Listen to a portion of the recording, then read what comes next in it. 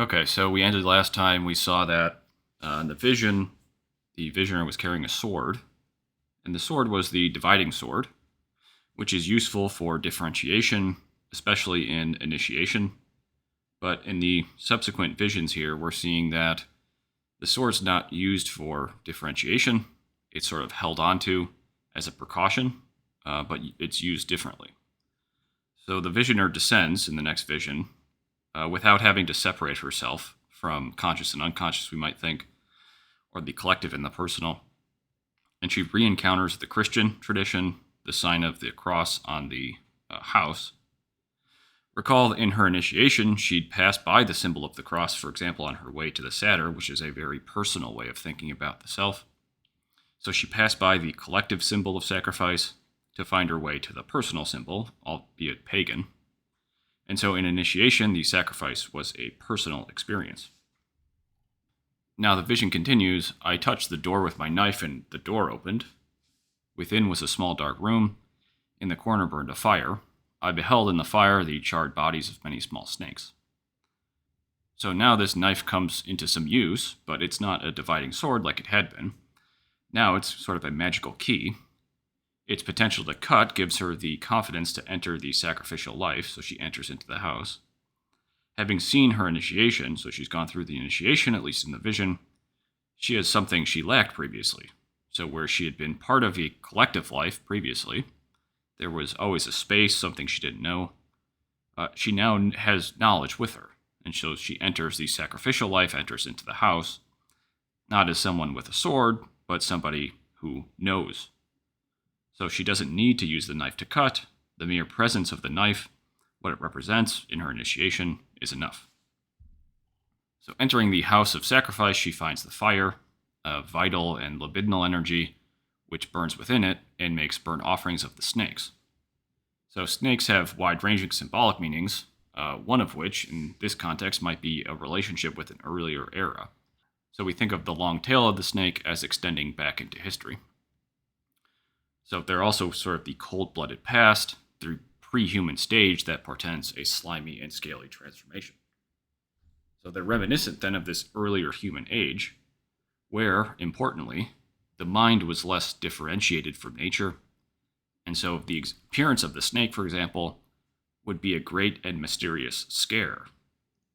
So here these snakes and the participation mystique which they represent between the human being and nature are offered as a sacramental reminder of an earlier time, which the initiation severed, and to which the visioner now returns, but in a different state of mind.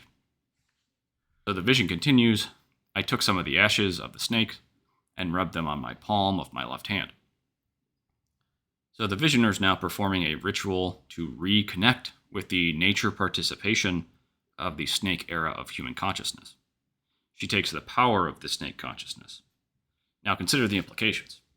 We live in a time of Christian morality, of sacrifice and asceticism that's no less religious because it's now been focused on the material world and on science and technology. So here the visioner is taking onto her left hand the power of the snake and the mysterious, the shock-inducing power that snakes once had of our forest-dwelling human ancestors. She's taking on the power of shock and awe, the power of the collective unconscious. So she's attempting to embody the power of the collective unconscious. We might think the snake, the eye, the Holy Ghost, the mysterium tremendum, all of this reaches back into our collective past, which she encountered at the end of her initiation, and now she is trying to assimilate. So the vision continues.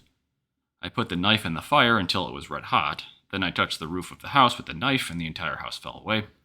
I stood alone upon the desert at night with the fire burning beside me.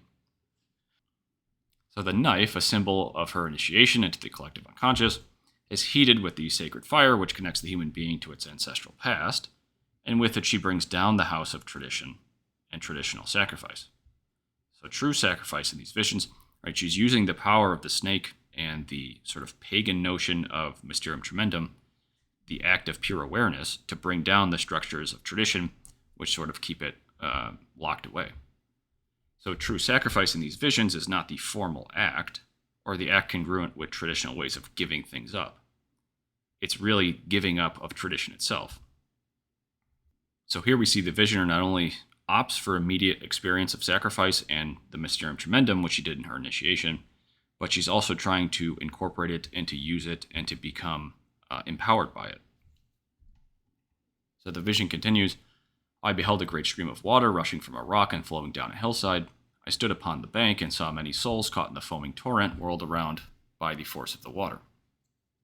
So this is an important new development where the deconstruction of the ancestral forms give way to a natural process, this flowing water, which in this context likely refers to the so-called fourth element.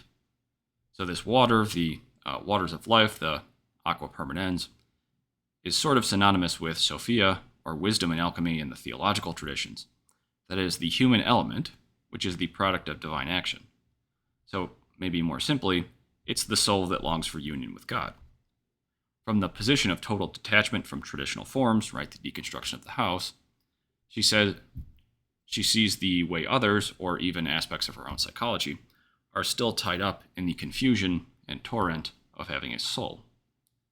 The identification of the human mind with the soul causes, as Jung says in Collected Work 9, the attempt to conquer the soul. So this is the overgrowth of the traditional form. The human mind, no match for the power of the soul, is drawn in and tormented as a means of wisdom.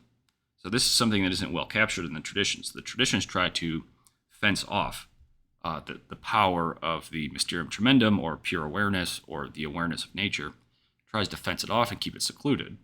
But she's trying to deconstruct the forms of tradition that box in this powerful sort of aspect of nature, divine aspect of nature, even God himself. She's deconstructing it and now allowing the torrent of that power to run. So the vision continues. I stood under the stream of water which issued from the rock and was afraid lest I would perish.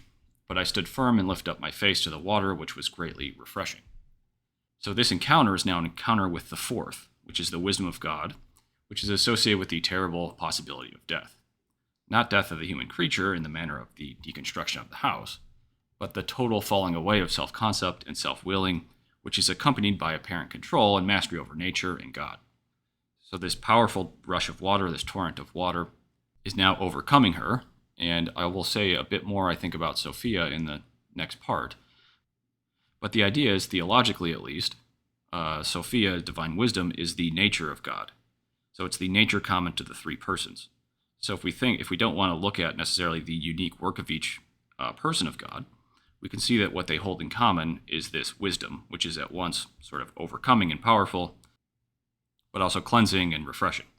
So standing under the water and a sort of cleansing by the waters of the Holy Grail, we might think, the visioner faces the fundamental reality of nature, which is this encounter with the raptured soul, at once seeking and sought. A little poetic, but the idea is simply that there's this sort of reification with the ground of being, which is the essence of God, the nature of God, which is this wisdom, where the sort of ambiguities of life somehow rest in the same object, or it's not really a person, so there's some question about whether or not this uncreated energy we might think is a person, but the idea is that in this uncreated energy, the essence of the person, which is sort of coextensive with the nature of God, these ambiguities sit together.